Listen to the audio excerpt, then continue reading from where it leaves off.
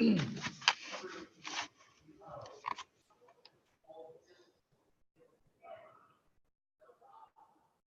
you think of the word children, what comes to your mind? The first thing that comes to your mind might be naughty, relentless, impatient, lack of patience, immature. Probably, I wish they went to bed right now so I can sleep a little bit more. Nevertheless, as President Iron said in the General Conference 2006, in his speech entitled "Children," he says, "Becoming like children is what our Heavenly Father requires from us." And as we as we become like children, we are getting closer to God, and obviously our souls are being converted and transformed, and we can actually be happier. So becoming as children is what we are expected to do in this eternal progress and eternal path. What does it have to do with what President Kimball had as an experience in 1957 with Naomi W. Randall, who was a sister who served to the church for many, many years in different positions, especially in the primary organization of the church. And this time, Sister Randall had an experience about the primary, the primary board and the general primary board of the church. They had asked her to write a hymn because she was talented in writing hymns. As she was struggling to receive inspiration one day, and one night actually, she was sleeping and she woke up in the middle of the night and she felt a strong impression to start writing a hymn. This is what we all know as "I am a child of God." Nevertheless, when she started writing, and the chorus said, "Teach me all that I must know."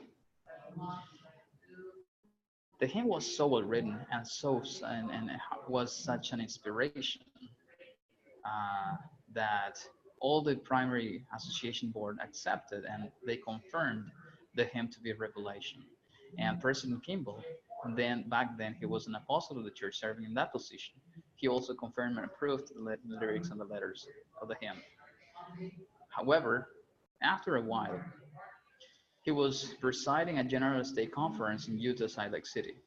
In this conference, he felt the impression as they were singing the choir, as they were singing the chorus part of the hymn, "I am a child of God." He felt a strong impression to change a word, especially the word "know," into the word "do." Originally written, the hymn said, "Teach me all that I must know." But according to President Kimball, the new hymn or the new version of the book was to be, "Teach me all that I must do." President Kimball then explained the reason why he felt the impression to change the word. He said, "To know is not enough. We must do if we are to be in exaltation." This is found in the Mormon Tabernacle Choir blog. This is a story, you can find it there. Let me tell you two little experiences on how to become like children. Experience number one, it happened with my son 2 years ago. My oldest son, Benjamin, back then 2 years old, he as usual, I had to arrive home late, and the only thing I wanted to do was going straight ahead to bed. And my son wanted to play with me, I said that I was too tired to play with him, and he insisted on playing. Nevertheless, I had to admit it. I got a little angry, and I told him off. And then I went to the second floor, put my feet up, and then started resting. After a couple of seconds, this same son, Benjamin, touched my hands and kind of dragged me. And he said, "Father, you know what? We haven't read the Book of Mormon yet today. Will you read the Book of Mormon to me?" That was such an inspirational moment that I stood up immediately and I looked into my son's eyes and I told him, "Benjamin, I'm sorry. I won't ever deny you my time again. I promise I will give you the best of my time." 2 years later, that promise was tested. As usual, I had arrived home late. The only difference is that now I was taking my mathematics exam. As you guys know, having a mathematics exam requires concentration, effort, attention, and and you need a quiet place, not to be noisy. Otherwise, you're going to drive crazy. Believe me. So my son Benjamin came out to me and he said that he wanted to play with me.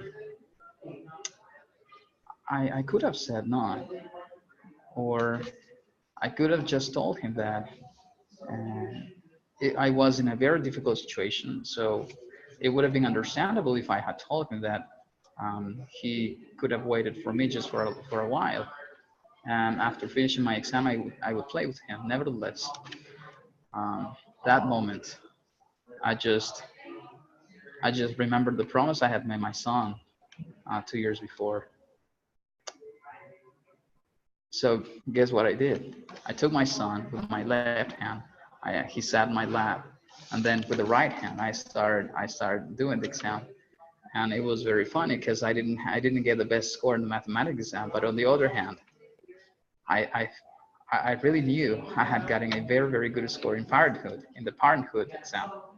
So the next day, my children were sleeping. My wife was about to sleep. My wife told me to remove a letter under my pillow. I removed the letter from the envelope and I started reading. It said, Daddy, thank you for playing with me. You are my friend.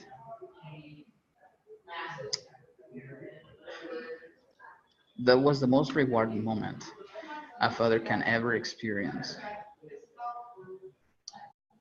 Give your family all, give your family everything. As we can listen in the LDS Mormon or the Mormon channel in the conference between the session and another session, the advertisements or let's say the commercials that says, give your family everything, give them your time. I gave my son my time. Becoming like children is playing and understanding them. Becoming like children is giving them your time. Be like another child. Have fun with them. Listen to them. Treat them like treasure because they really are your treasure. They are they are children's they are God's children, and He wants you to treat them like kings, like future gods. They are about to be because they have the potential.